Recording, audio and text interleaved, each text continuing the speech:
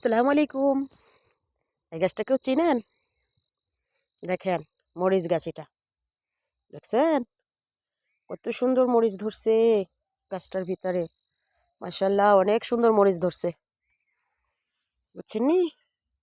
মরিচ, এটা হচ্ছে বাংলাদেশের মরিচ।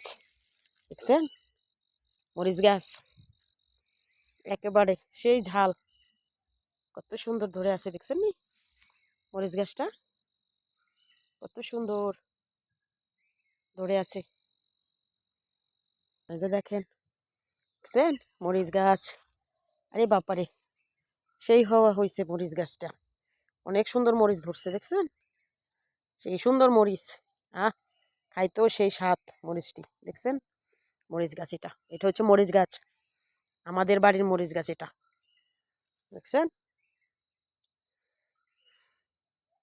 এই মরিচের বীজ যদি কারো লাগে চলে আসবেন, এখান থেকে দিয়ে দিব।